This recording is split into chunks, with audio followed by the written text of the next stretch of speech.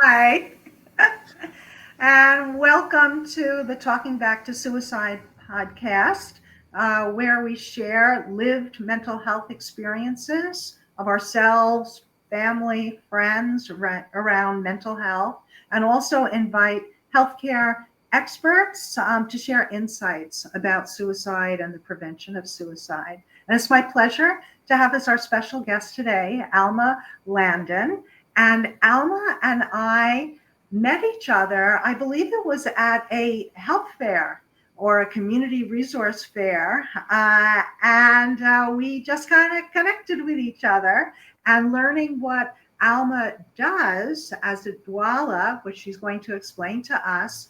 She shared with me that she very much would want to speak about mental health and suicide prevention for around pregnancy. Right. So we very much welcome you. So Alma, just take it away wherever you want to begin. Hi. Um, Thank you for having me. I'm Alma Landon. I work as a doula in our Gresham, Troutdale, Portland area. Um, and we actually met at the suicide prevention. Was Was it? it the conference? It was a conference. Yes. Okay. You gave a talk, and I actually signed up for your talk, and it was beautiful. I loved the stories that you shared, and I wanted to I wanted to go say hi that day, but we ended up having to head out, so I didn't have an opportunity. But then we saw each other again at a fair when I was tabling for a different organization called Neutrally, where they Mhm. focus on breastfeeding, and they are a lactation coalition, and they just have a lot of great resources and information. But I'm here to tell my story and, kind of where it all started. So I I was having a little bit of a hard time wanting to have kids when I was younger, because I was like, a lot of things happening in the world, a lot of just natural disasters, a lot of the politics stuff, a lot of discrimination. I was like, is it really, like, should we bring more people to, like, live through all this, And so just upon thinking about it, like, I would talk to my husband, like, are you sure, like, it's a good idea? And, he was like, well, you get to mold kids to what you want and have them believe what you want, and kind of guide them through life so they, don't take in all those things, all that negativity around them, and kind of take them down from there. And just when I did decide to, like, have a baby, I had a little girl, and then I had a little boy. And, just throughout that journey, I had a neighbor that he was an avid gardener. He was always gardening. And I would walk every day to his home. He had 4 chickens. I would walk to his home every day. I would breastfeed my daughter there. We would have great conversation. We would cook together. We would harvest from the garden together. And later on, I decided to become a doula because I felt like I was getting a little pressured to have another C-section when I had learned that there is something called a VBAC. It's a vaginal delivery after a cesarean. And the pressure that I had, it just didn't feel right. Like, the recovery of a cesarean is a lot longer. It's a lot traumatizing. It's a lot of pain. And the recovery of regu- um, a regular delivery is, you heal faster, and it's a little bit less traumatic. And so I wanted to I wanted to see how I could support and how I could help, like, down that route. But sorry. So I was getting pressured to get another cesarean, and I was like, no, I don't want to do this. And my doctor's like, let's schedule it, let's put it in the books, let's do it. And I was like, okay, fine. So we schedule it. Um, and I start my labor earlier than the scheduled date. And I show up to the hospital and I let them know. They're like, "You have a cesarean scheduled. We can go ahead and do this right now." And I was like, "No, I don't want a cesarean. I want to have a vaginal delivery." And they were like, "We will do everything in our hands to support you through that." And I was like, "Okay." So we go down that route. And upon my recovery, I continue going to the garden of my friend, and I continue to breastfeed, and I continue the same routine that I had for my daughter, but now with my son. And when I became a doula and I started talking to other moms and asking them questions during their postpartum care, how it was going, some moms were in a very dark place. And then upon learning more, reading books and just going online and learning about perinatal mental health, I started noticing that it even started, there are moms out there that commit um, suicide. And came to this realization, like, I never went to those places in my mind, or I never had a struggle, because I feel like I had a routine where I was able to go into nature and just kind of have my mind just learning and being outside, where just in itself can be therapy. And so I'm started advocating a lot to, support moms to get out there, to go for nature walks, to be out there, to maybe hopefully find a way to prevent. And then I went to the conference and I started learning more, and I was like, wow, this is a lot. It needs a lot of work, a lot of support. A lot of people need to come together and just find different ways in their communities to be able to make this a conversation, to be able to talk about this and find what works for them.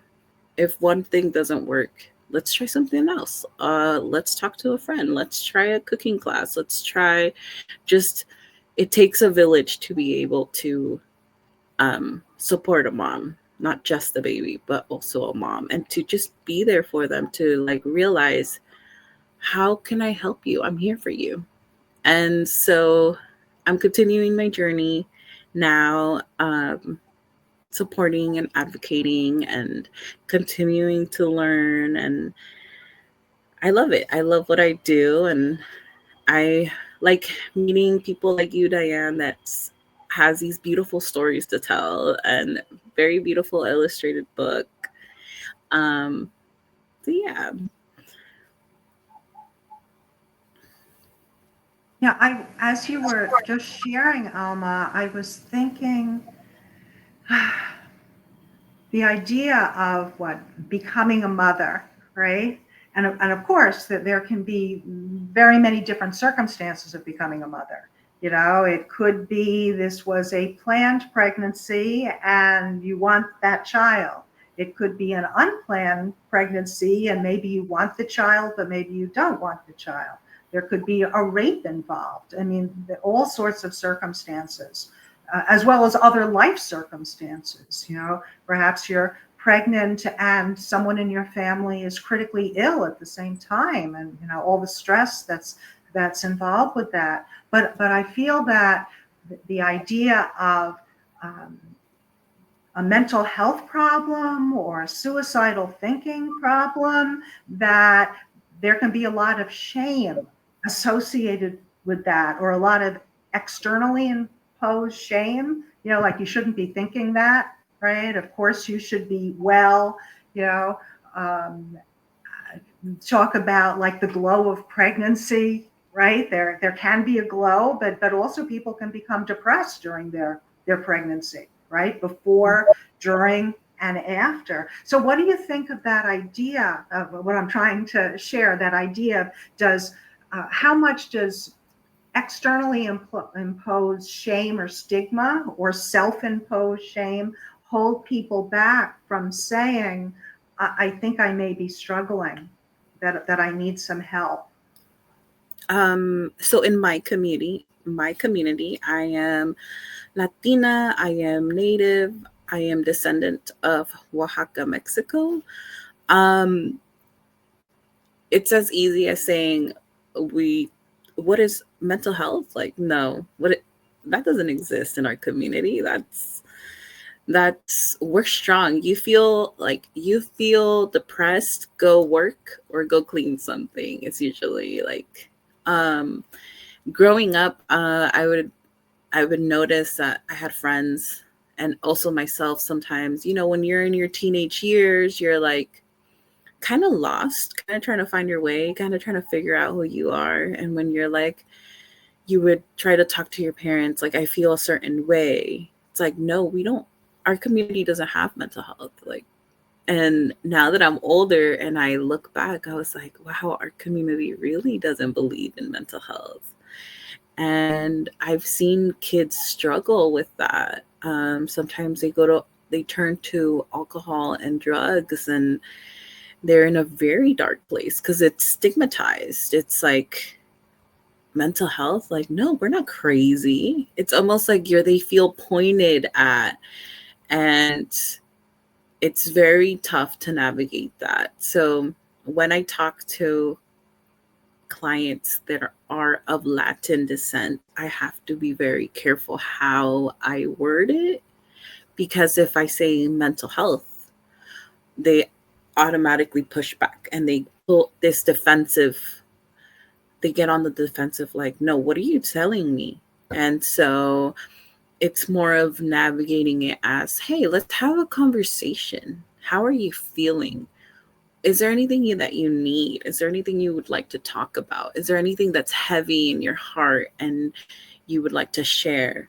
And just other organizations are working on, like, hey, let's talk about mental health and, like, just hear us out. Let's just have a conversation. Let's just open up. And then when they have that conversation in a more home based vibe, I feel like it becomes less stigmatized in our community. But it is a huge barrier. And trying to find support, like letting them know, like, you should go see a therapy. You should go to therapy. You should see a therapist. It's like, what do you mean? And it's something they would hide if their child does need it and it's recommended by the school and counselors. It's like they don't want anyone to know. And they feel very ashamed, is what I've sensed. I used to be an interpreter in the past, and I would go to therapy sessions where I was the interpreter for the therapist or the psychologist, and the parents were Spanish or Latin and Native mix, and the children, they could talk to the therapist, but the parents couldn't really understand what was happening, what they were talking about, how he was getting better. So then my job was only to interpret what was said in the room to the parents. That was my job. And then sometimes we would end up with, like, the blaming, like, well, he doesn't want to listen. He doesn't want to pay attention. He doesn't want to change. Where the session was supposed to be more like, how can we change as a family? What new habits can we implement? What things need to be said? And the child would be like, well, they don't want to listen. They don't understand me.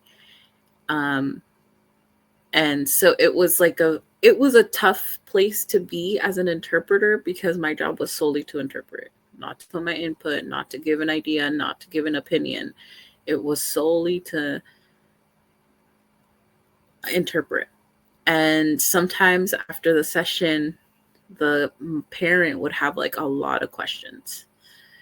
And I'm like, I'm sorry, but I'm not the therapist. Those are the questions for the professional in that case. And so seeing that now, I'm like, I'm working with the future parents of children that may need therapy? How can I normalize this for them? How can I support them now that the child is a newborn or still in their belly? And I'm like, just talking about it, normalizing it, just saying that, every culture struggles through different things, but knowing that we need to take a cultural approach to be able to normalize. And then my hopes are that's my prevention. My prevention is speaking to parents when they're pregnant or when they have a newborn that mental health is an issue, but that we're here to support, and that what can we do now to change our outcome in the future and the child's outcome. I've seen, yeah. When you approach it that way, what kind of feedback do you get from the mom or dad? I don't get a feedback because it wasn't like a straightforward thing. It was like a conversation, a comment. My job is this. This is what I do. I'm here to support. And so they're like, okay, that's good to know. Thank you. Like, that's the information, and that's what you do. And then that's, if they ever need anything, this is a long journey. So I'm here for them if they ever need anything. If they have a question, I'm an email, a phone call away. If they would like more information, I do. If I have it, I give it to them for the future. And something that I am working on is supporting mental health through gardening. So how can I build a small community of moms that can support each other within each other, right? So sometimes going through to a therapist can feel invasive. Like, why am I going to go talk to a stranger when I have like my best friend I can talk to? Or what happens is that mom completely shuts everybody out and is just alone. So if I can create a community where they can learn about mental health, right? But then also make it a conversation within them, but then also have each other support each other. So if one of them suggests to another mom, like, hey, maybe you need more help, maybe therapy might help. Sometimes because you've already normalized it, that mom can have an easier time saying, you know what, I think I'll try it, versus going a clinical route and being told you need to go to the therapist. And then they're like, wait, what? So sometimes when it's suggested from a friend or someone that can be a lot easier than a someone in the medical field being like, that's where you need to go. It's more cold, more like something's wrong with me, and now I need to find out what that is. Then, being able to talk about our frustrations and how we feel, and being like, you know what, I think you're right. I think I should try it out. So it's just the approach that I'm still suggesting. If a mother needs help, yes, go seek help. But the approach could be a little bit easier for them to be able to say yes, versus closing themselves out from people and friends and family. Yeah. How do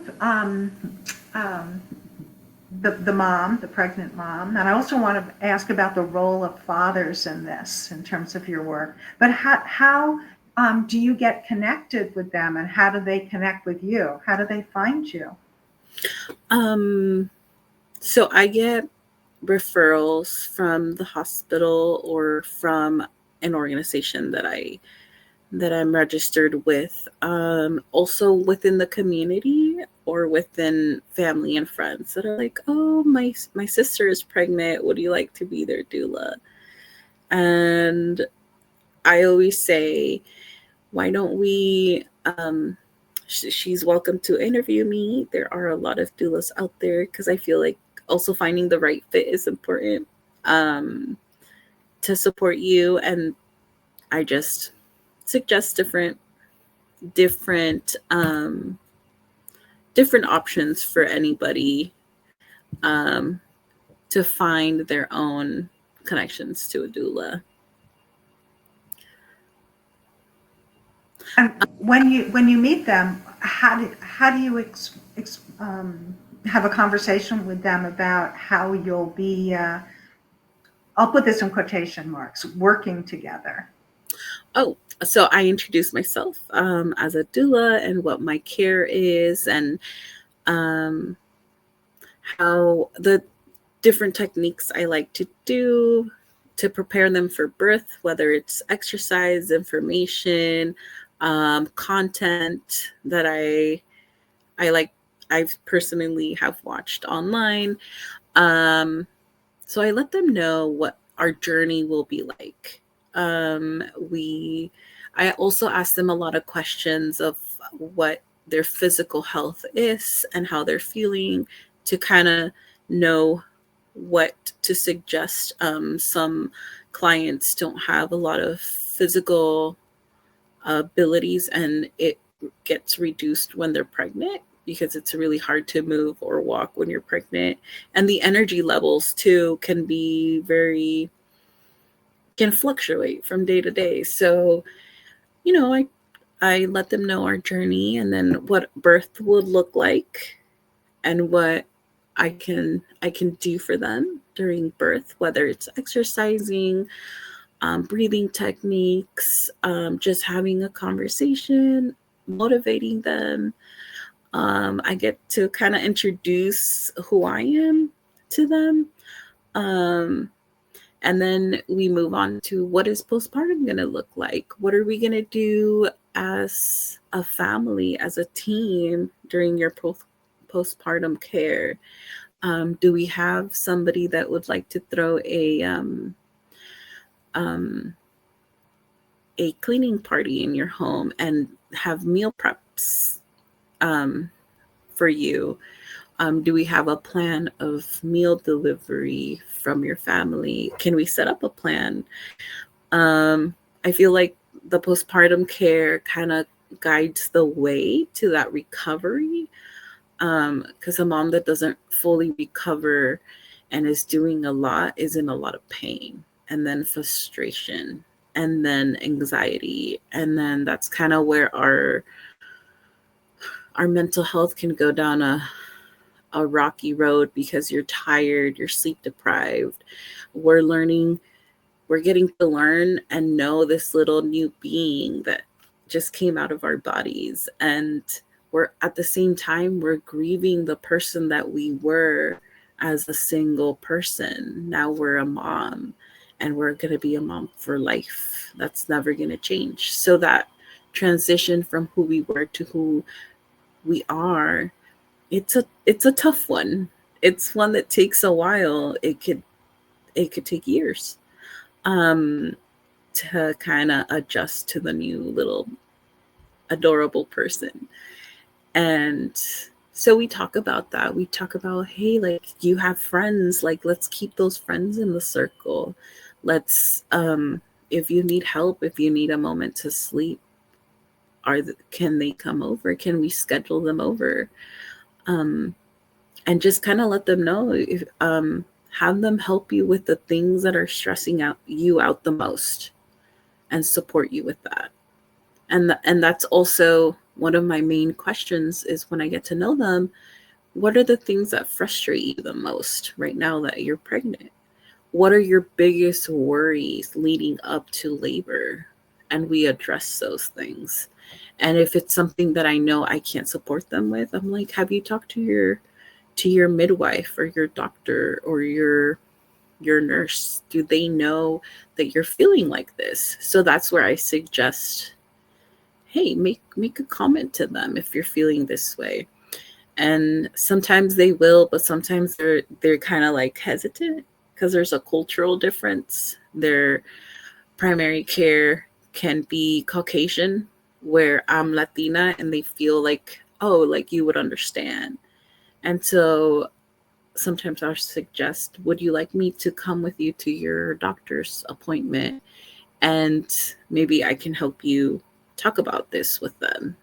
So I let them know, yes, this is what I can do. This is how I'm available. And then once we get in deeper into those conversations, these are other things I can do for you to make you comfortable. Listening to you, I'm thinking, oh my goodness, I wish you were in my life, Dwala, when I had given birth to, and during the pregnancy of my daughter, right? Um, I just feel so much love coming from you, love and support of that, to be mother, right? And to the baby as well. Um, do you feel that um, in the past, at least for some communities, that this was part of their life, having either a community member or a family member that would take on the role of helping that pregnant, woman through her journey. But through time, I don't know that vital connection has been lost in our society. Yes. So usually the mother or the mother-in-law take that role. And if there is an older sister in either sides of the family that has a great relationship, that that person would take on that role. So communities usually were very tight, right? They were small towns, smaller groups of people where you were always in that bubble. You always grew up with the same people around you. And so when families migrate from one country to another or from many different countries all around the world, they lose that community and they're new people, new faces. And it takes time to build the communities. And sometimes because you're kind of going through the motions of you just moved and you have to start over and you have nothing, it can take a long time. So usually it depends what area you're from, but um, my grandmother my grandmother had she had 12 children in Oaxaca, Mexico. So if we go back, it was farmland, many acres. So having a lot of kids, it was like very normal in the olden time, in the back of the day. And so my grandfather was actually my grandmother's midwife. Or yeah. So he supported her through, I want to say, eight, nine of her 9 babies. So he was supporting her. And so that was the main support. And maybe siblings would come, or a mother or a grandmother. So there was always someone there to make sure that you were taken care of for 40 days. In Spanish, it's called la cuarentena. So you would get food brought to you every day. You weren't allowed to get up and walk around. Your job was just to focus on baby, on feeding baby, and resting. Because if you didn't let your body heal and you didn't let your body recover, you would suffer for a lifetime, is what all the grandmas say. And they kind of scare you on that, because I kept thinking about it while I was in recovery. I was like, don't get up, relax, rest. There's something in our traditions that say that you need to rest and you need to let your body recover. So I'm going to do it. I'm just going to let it do it. And so having that love from your family that's around you while you're recovering, it just makes you feel loved and special.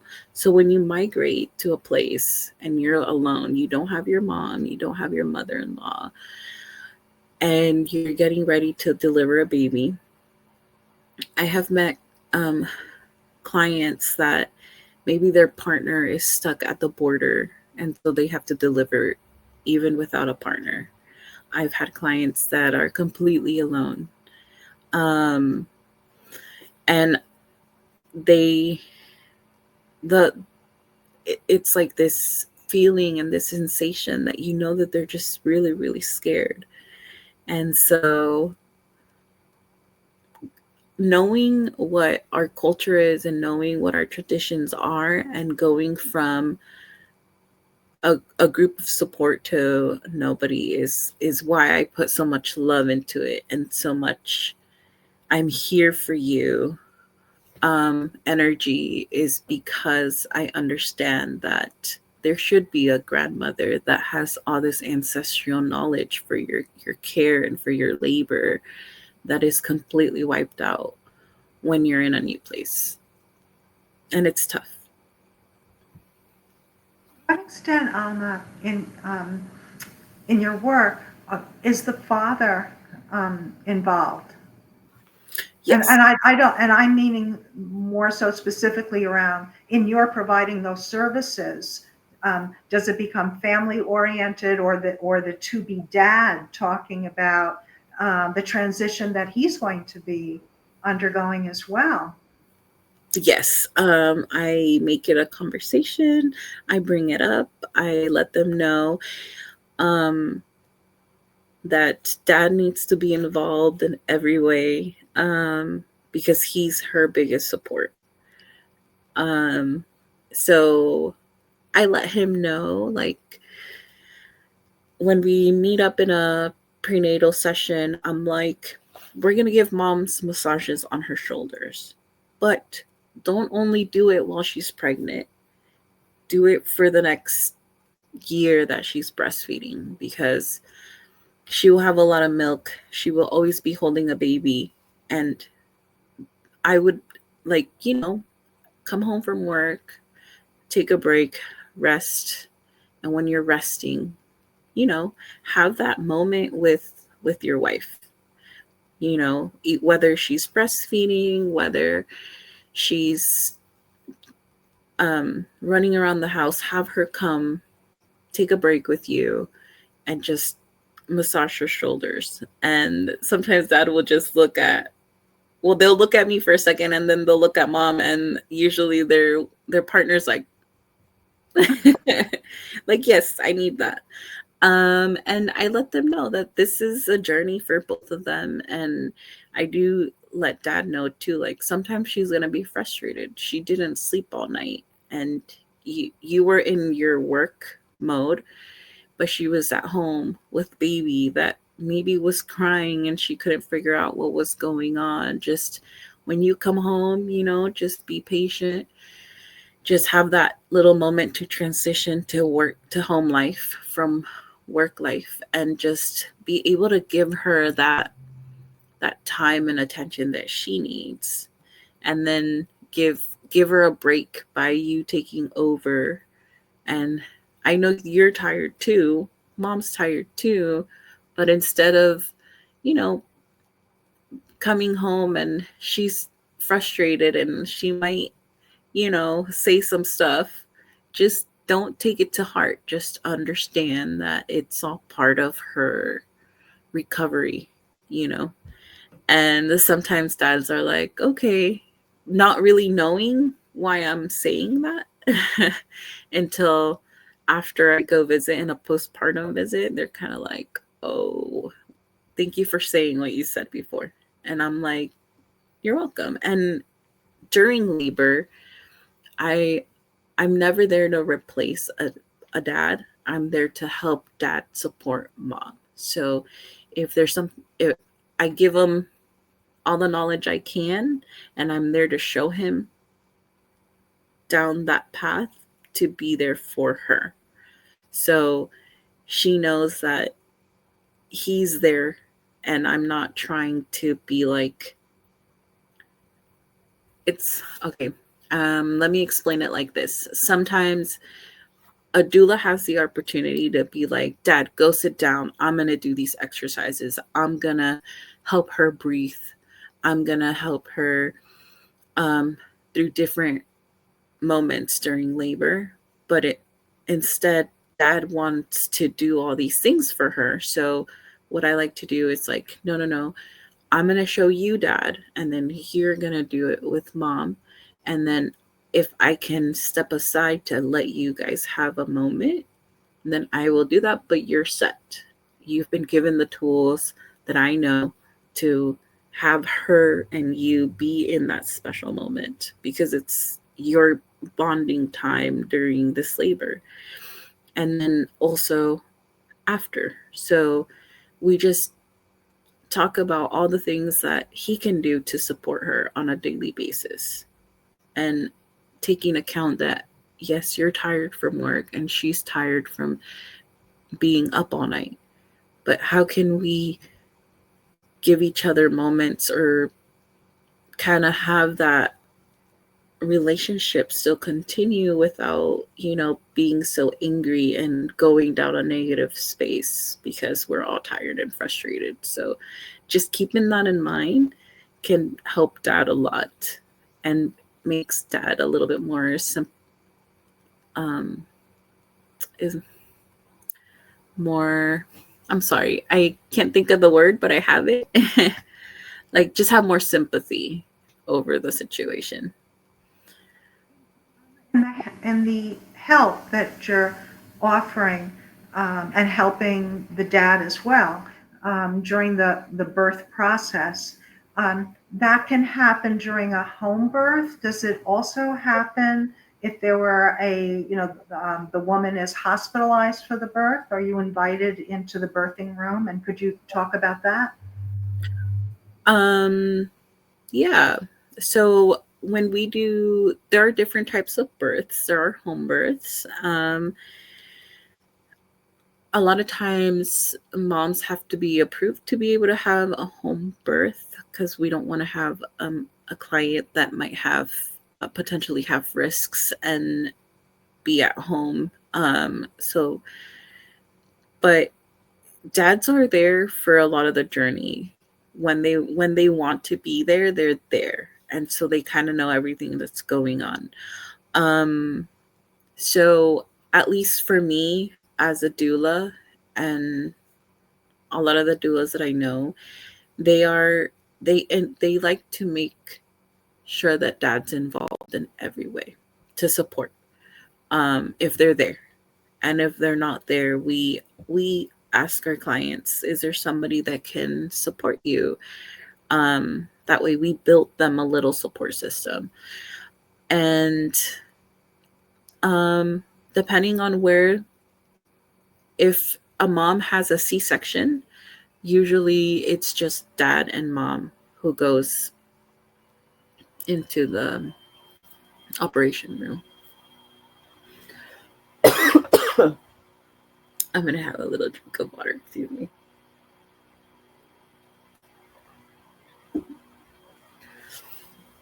But yeah, so if we are allowed, we can go into the operation room.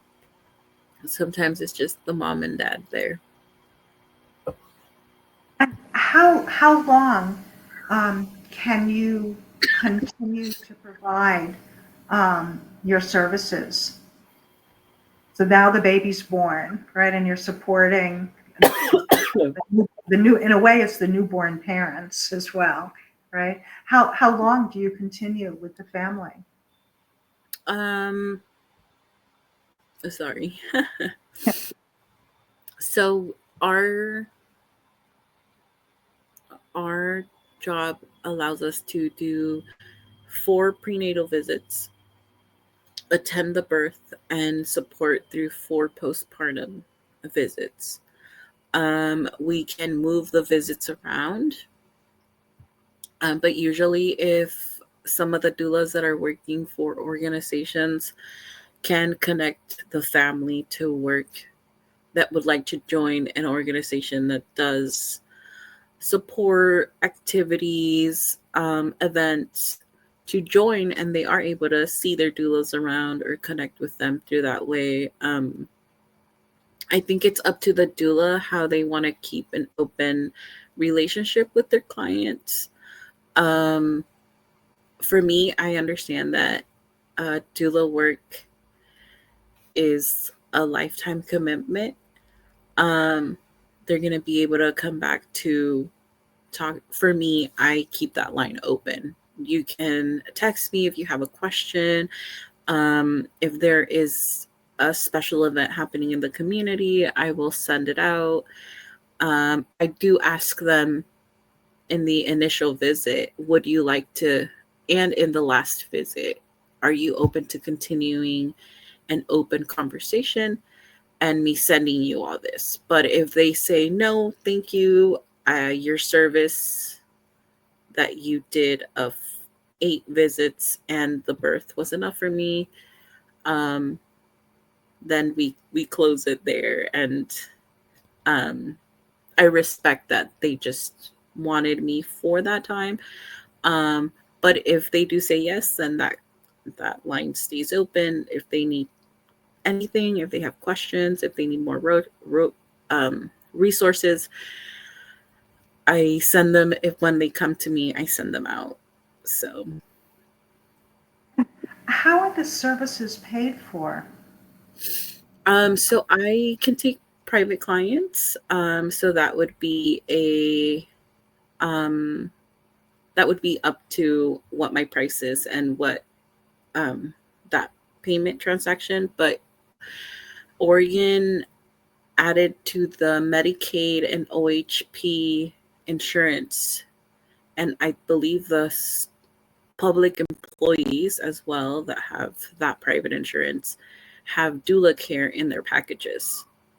So they are able to receive care provided from their insurance. Mhm. Wonderful. All right.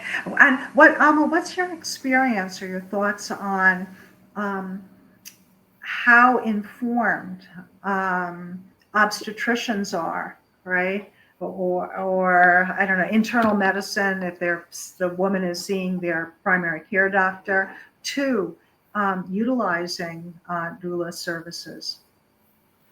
Um, it's been a huge transition. They are getting education and trainings on how to work with doulas, and there are different techniques that are coming about.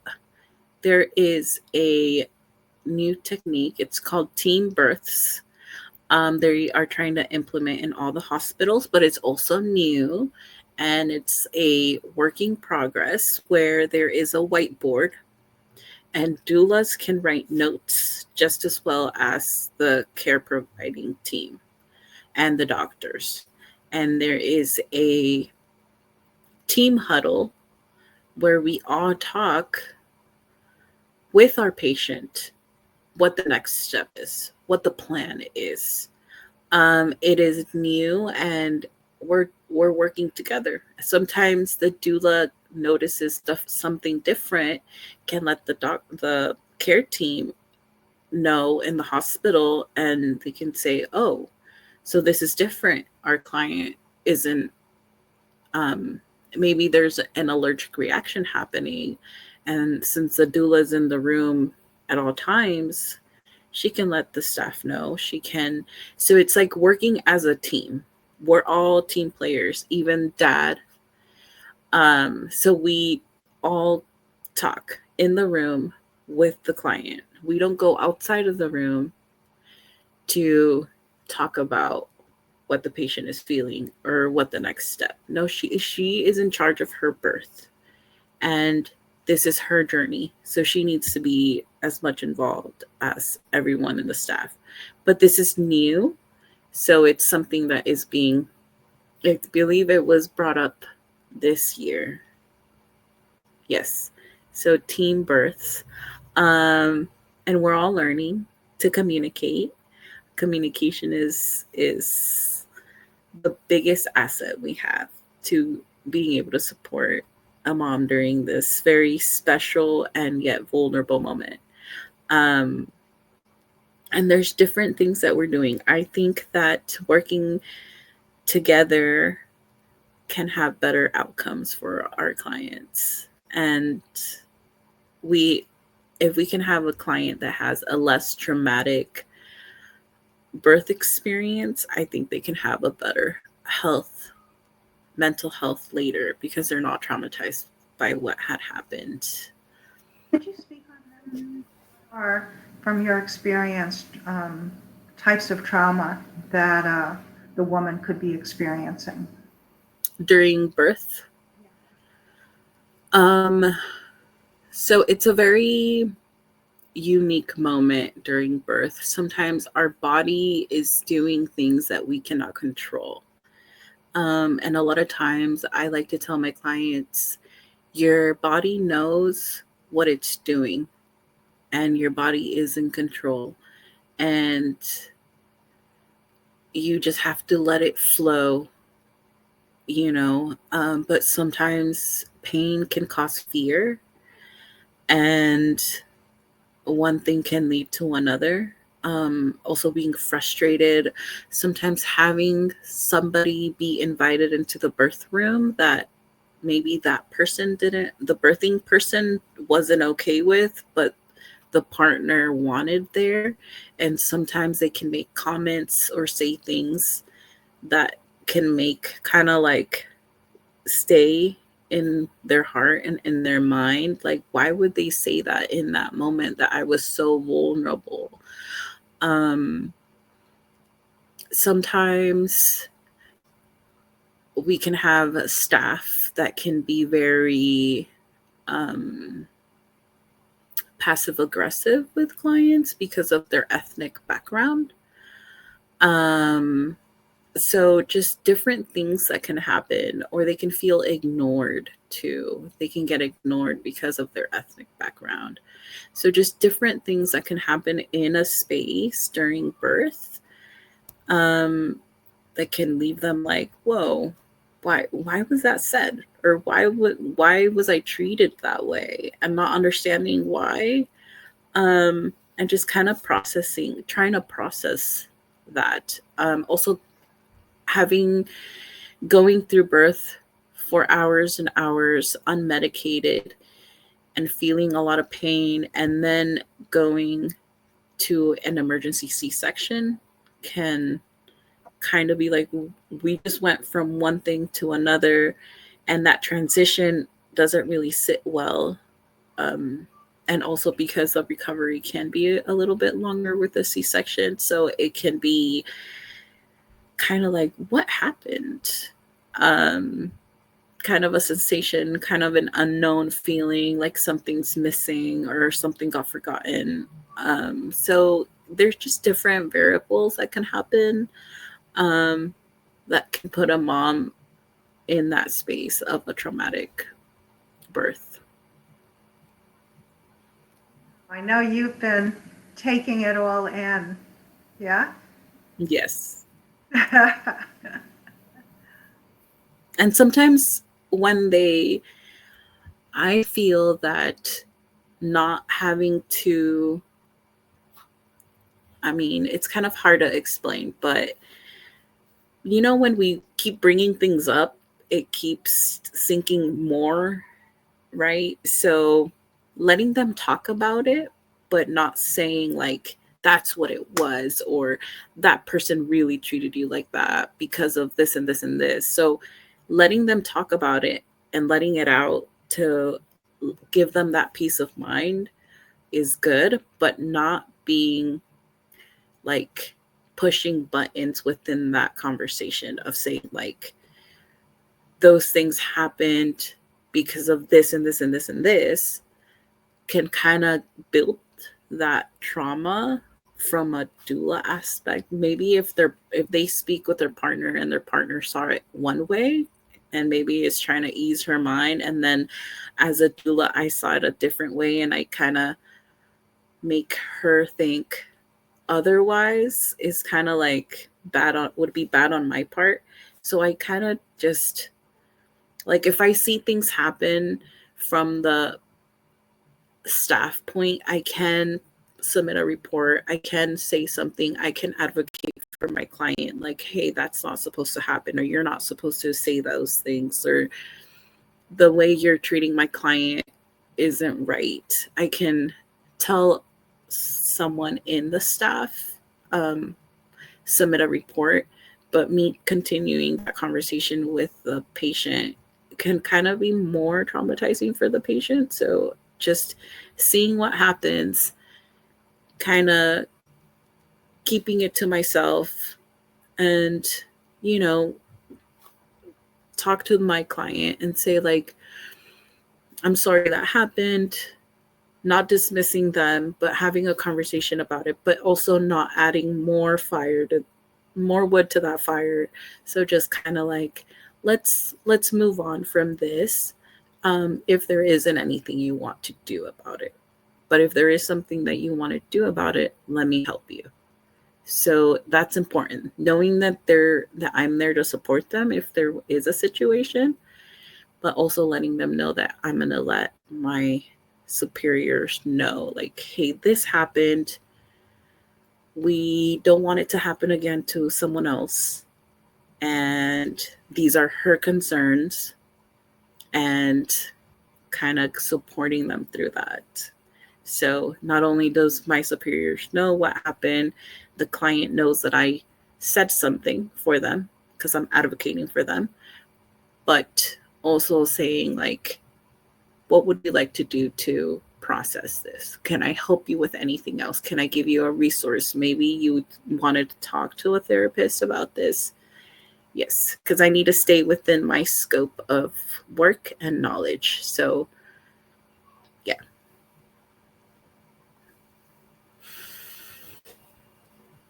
I'm going to turn it over to you.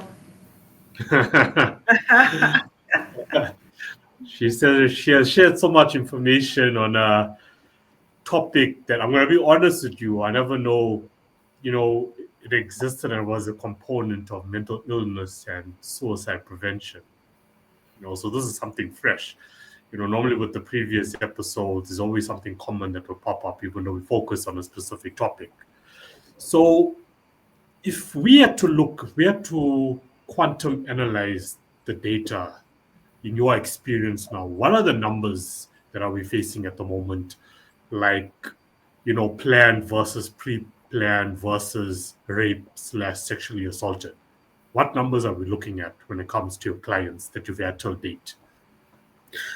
A ball figure, not exact, but percentage-wise, what does it look like? I can't give you numbers when it comes to those topics, because it's so broad. And I think somebody is collecting data, but I just don't have that data. What I do know is America is number one in mortality rate for Black moms and babies and people of color that are either passing away during labor or something happens a few days after. So that number I can give you. But when it comes to like how many moms are going through sexual assault and how many moms are not, I don't have those numbers. I'm sorry. And how do you deal with sexually assaulted patients/clients? Rape victims who are now, they're pregnant. How do we deal with that? Because I would think, like, if I'm sexually violated, like, suicide would be the first thing on my mind, especially if I find out I'm pregnant.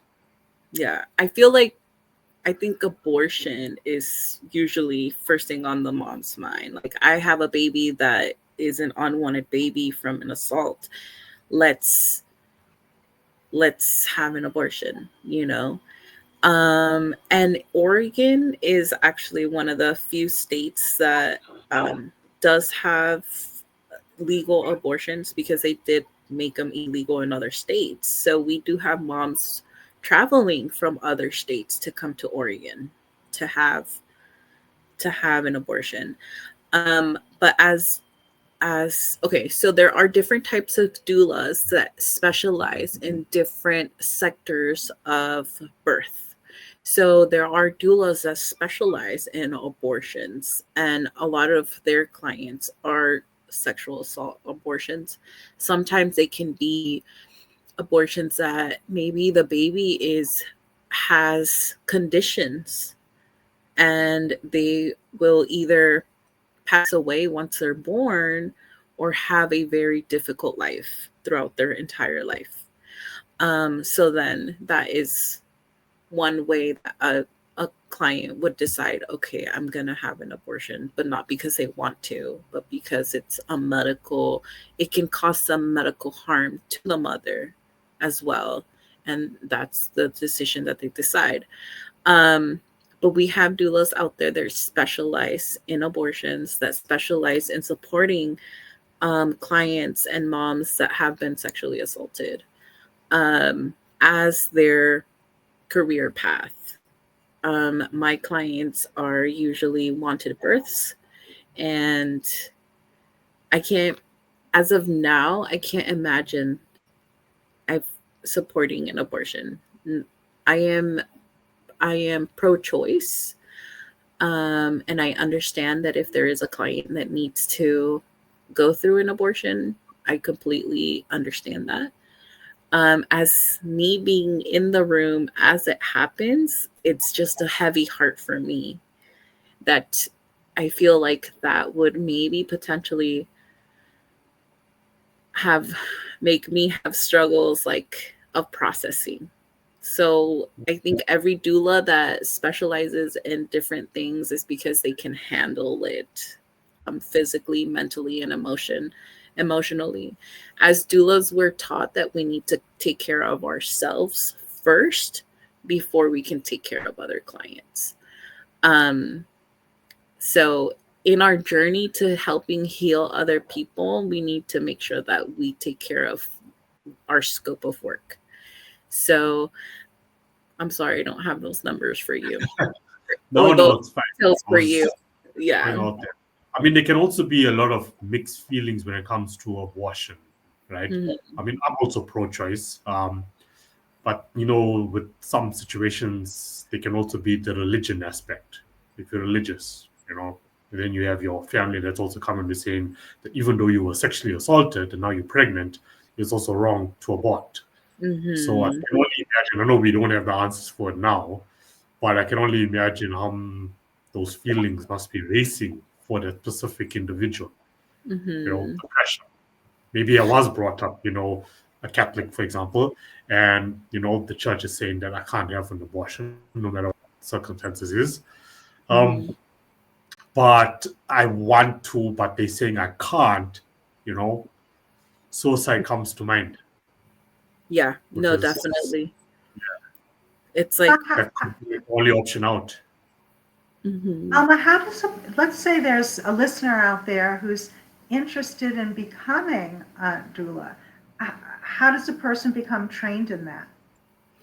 So there is an organization called Community Doula Alliance, and they have a great training.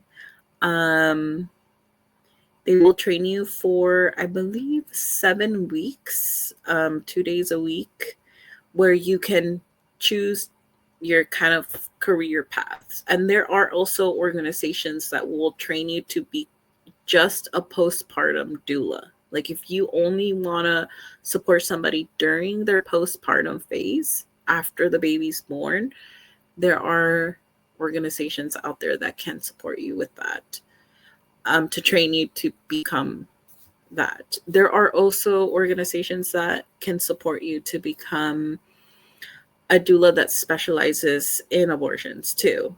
And they let you know everything, the entire process, and how you can better support that mom. And what resources are out there. There are resources out there for grief, specifically to support them so they can walk down a healthier path while processing. Because I'm pretty sure abortions can be very traumatic. And whether it was an unwanted situation or a wanted situation, it's a lifetime journey to process. And you can live a lifetime having that heavy feeling in your heart. But learning to live with it is what your doula can support you with, and other specialists. But yes, if it does become too much, then those thoughts of wanting to be suicide can creep there, and then we result in situations of suicide. So the prevention of that is, let's have doulas specialize in different areas of that. There are also doulas out there that support, um, I I believe they're called death doulas. They support clients during their road to the end, whether they have a chronic illness, and it's heading toward the last moments of their life. They support the family in processing that this person is going to pass away, and that what exercises can we do as a family to be there for them in those last moments. And then doulas can continue the care for the family after that person passes, because it can take years to process somebody's death in a grieving state. It can take many years. So they have exercises to support those families and family members through grief. And then there are doulas out there that specialize in supporting parents that are having fertility issues. They have techniques, they have suggestions to how to conceive a baby. So there's different trainings, different places where you can learn to become a doula. I'm thinking back from my years of being a psychiatrist, and as you know, I specialized in child psychiatry, but there was a time that I was also seeing adults. And I'm remembering there were times when uh, a woman was already prescribed psychiatric medication, and then she also became pregnant, and then there was the decision making also with her obstetrician, right, in terms of whether or not it was the right thing to do to have that woman continue on her psychiatric medication, whether that be, let's say, there was a depressive disorder and they were on an antidepressant, or they were on a mood stabilizing excuse me, like lithium, or an antipsychotic medication.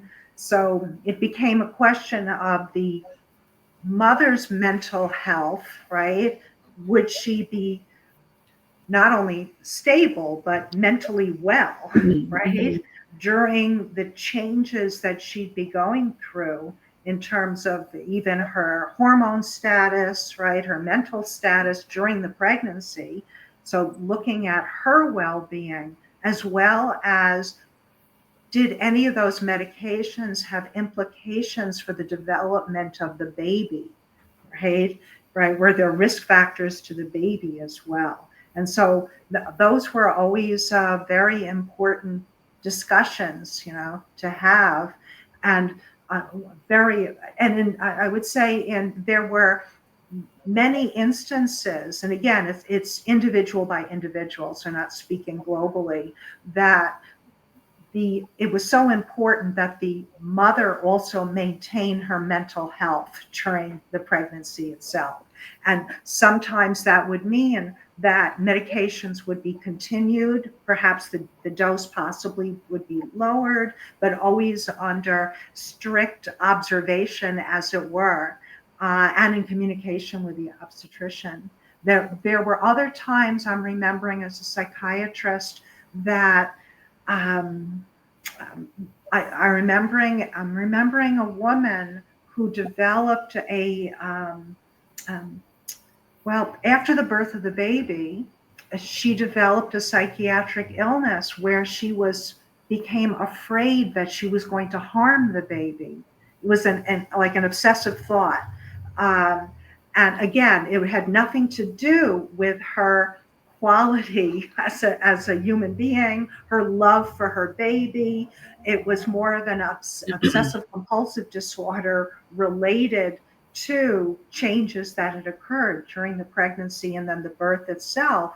And, one, we have to make sure that the baby is safe, right, from any kind of harm, because rarely there can be situations where the mother acts on that obsessive thought and the baby is harmed, right? And tragically, in some very, very rare situation, the baby is killed.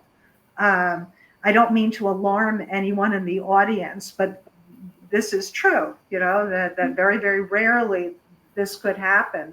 And so it's so important for the mother to be able to safely share what she's thinking and feeling, and for the partner to also be aware of how that woman, the mother of their child, is also behaving. Can you speak to any of the things that I shared, and in terms of your experience, in terms of medication that a person might have been taking and now they're pregnant, or what can happen in terms of postpartum? I mean, very often we've heard of postpartum depression, right? Mhm. Can you speak to those mental health issues Yeah. from your experience? So personal experience. I remember when I had my daughter, I was having all these thoughts like, what if something happens to her? What if she falls? What if I fall asleep and I hurt her? Or what if I'm a terrible mom? Like all And these, is the baby still breathing? That was another one I remember yeah, hearing like about. constantly checking, like, are you okay? And I remember that I had an accidental mommy group come together where we would all crochet together, and I had other moms that had already had previous children, and I would ask them like, hey, is this normal to think about like all these bad things that could happen to my baby? Like, I don't want anything to happen to my baby, but why do I keep thinking the worst? And they just looked at me and they said, they're like, sometimes we're having a mommy download. So you're now in charge of this life from harming itself. First, you have to be careful from harming your baby on accident because it's so little and brittle. And then you need to protect your baby from harming itself constantly. So, but they said if you continue to have these thoughts and they go down a negative path, you need to tell your doctor. And I was like, okay. And this was before I became a doula. This is before I learned all this knowledge that mental health is a crisis. And what are we doing about it to support it or help it? And how can we prevent suicide for moms? So I was still kind of in this unknowledgeable place back then. And so I told my husband, I was like, hey, I'm having all these weird thoughts. Like something bad's going to happen to the baby, or I'm going to do something to the baby and it's going to get hurt. And he was like, he would look at me weird, like you're crazy. Like, why would you think that? I was like, but something could happen, right? And he's like, no, nothing bad's going to happen. He's like, you need to process that. Yes, you're in charge of baby. You need to protect baby and you need to care for baby from getting hurt. And I was like, okay, so it's me processing, right?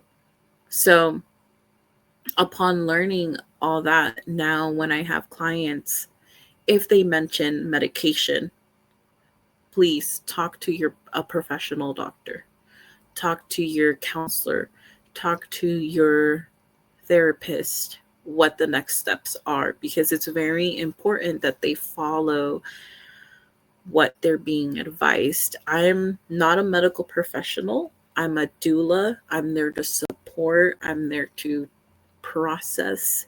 I'm there to give you my knowledge on birthing and my support and be that listening ear. But I cannot advise or give treatment. So it's very important that we, as mothers, or even if we're not mothers, to talk about what we're feeling, what's going on. That is very important, because being heard and letting people know what we're going can prevent suicide. That's where the people that have been trained in suicide prevention can hear those clues and can then say, like, hey, we need to get you help. We need to find you somebody that you can talk to. We need to figure out what the next step is, and be there for them through that journey, not like leave them hanging and then walk away from that, because then we can come to the result of like, this person is now gone. What could I have done differently? So I feel like we need more people to get trained in suicide prevention and hear those clues. And if they stop drinking their medication, if they start taking it, like, hey, we gotta like know that, to let them know, like, hey, you need to let your doctor know that you stopped taking your medication, because that's very important. And continue, like, hey, call them, bug them, go knock on their door, be like, hey, you take your medication today, or you talk to somebody. How are you feeling? Do you need help around the house? Would you like me to, help you take care of anything? And kind of not let them be isolated from, from people, because that's kind of what happens, is people get isolated. They stay in their own thoughts, and then those thoughts go places. And if we're here to prevent, we need to keep that conversation line open and be like, hey, how are you feeling? What are you doing? Let's go do something. Let's go drink a coffee. Let's go for a walk. Anything that can keep them talking and letting you know what's going on. So in my personal experience, I like mention things when it comes to myself, or I ask those questions when it comes to my clients, like, hey, what's going on? So yes, that's very important. I feel from you, Alma, that in your asking the question, that you're very accepting of what the answer might be. Mm-hmm. Yes. So in my personal life, I have a sibling that has gone through mental health crisis. And at the time, I was pregnant with my son, so nobody wanted to tell me anything. And when I would find out, I understood, but I was kind of left out. And I want to be there for my brother. I want to know that they're okay. I want to know that they're not, like, I don't want to turn around and know that he's gone and I didn't do anything about it, So I understand that we need to be accepting of the answers we're going to get, because we're there to help, not there to judge. When we judge or when we question with a tone, you can push people to want to stay away from you, because they don't want to give you that answer, because you're going to judge them. So it's very important that whatever the answer is, you just take it, and you say, and you process it maybe later, but in that moment, just being able to not show a judgmental expression is important, because they don't want to be judged, and that's why they are on their own and they feel left out. And so just kind of processing that during my pregnancy was really hard because I wasn't understanding what was happening to my sibling, and I wasn't understanding, I didn't know what I could do, and I was pregnant. I was in my own little world, so I kind of understood everything that happened. But now that I'm here and I'm advocating for support for mental health awareness, not only for my clients, but for their family, because it's important that she has a healthy environment. So that includes everybody. It's not excluding people. It's like you need to be closer to that person to know the clues, to understand what's going on, and to then support them through that journey. If a client that's a birthing person has a family member that commits suicide, how will that person feel for the rest of their lives? And what other issues will evolve from that? That's a whole conversation on its own and its own journey. May is Mental Health Awareness Month, although every month and every day, right, should be mental health awareness and suicide prevention. Do you have any lasting words that you'd like to impart to any to-be pregnant women, fathers, about mental health, your services? What would you like them to take away? And they're already going to take away so much from what you've shared. Oh, thank you. Definitely to research the process of being pregnant and then postpartum, to find support, to build a support group, and to network with people and find different services that as a parent that you're going to be, you can really grow from and learn from, and maybe find mommy groups that that can support you with their knowledge that they've already accumulated from having other kids, to being able to support you through your journey with tips and tricks. And always, if you're ever having thoughts or critical moments in your life, to always seek help. That's always important, to let your partner know, to let your sibling know, to let your doctor know that you are thinking this, or you're trying to process this. And as for doulas are always there to support you in any way that you need support, and to just help you through that birth journey, because it really is a journey. It's a lifetime journey. And grow together with your doula and your family, and always let them know who you are and what you expect of your friends and your family. And as you're growing, let them know, hey, this is who I was, this is who I am now, and this is who I want to become. That's very important. World of, increasingly high tech, for better or worse, right? I'm just feeling how so very important is the human loving connection, right? That sometimes we're losing. And it's so important, especially around bringing a life into the world, right? Mm-hmm. For that baby, the mother, the father, and that's what you're providing, that humanity and human caring. Mm-hmm. Yes.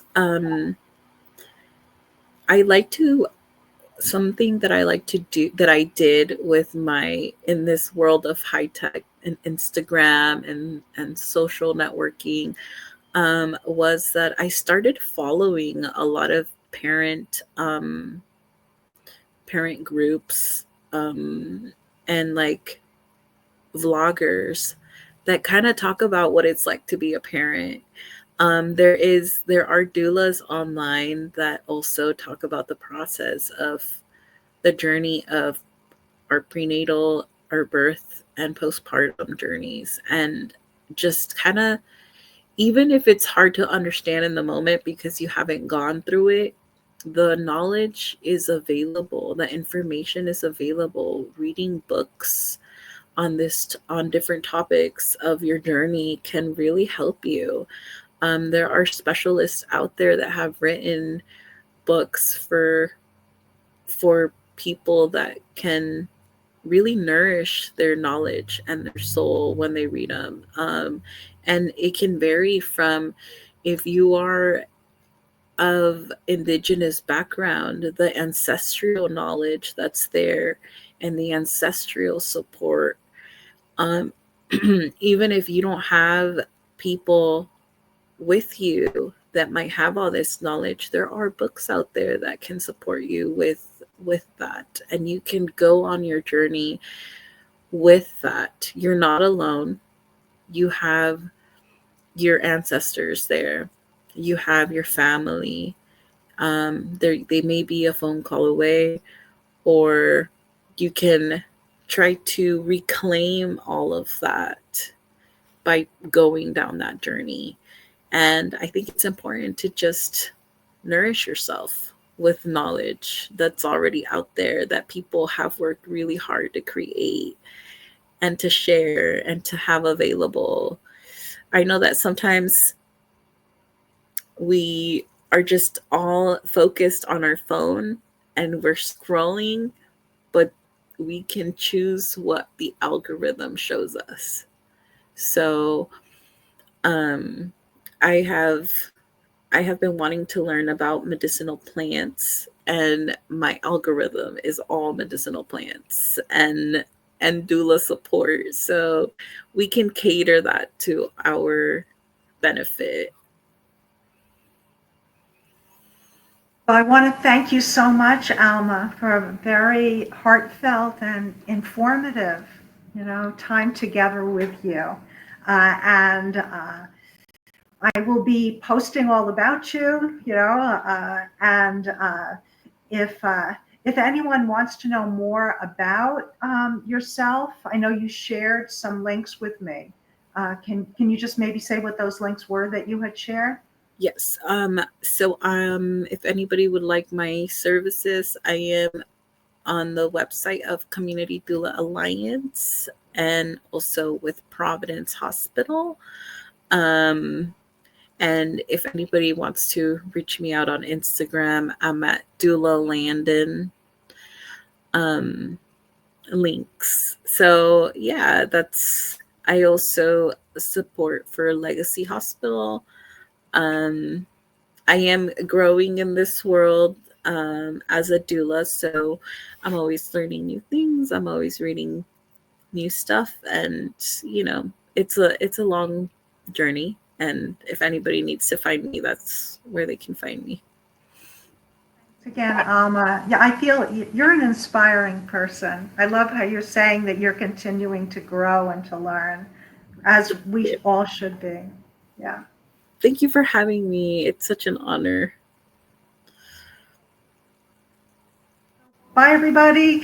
Okay, bye. Thanks, Alma.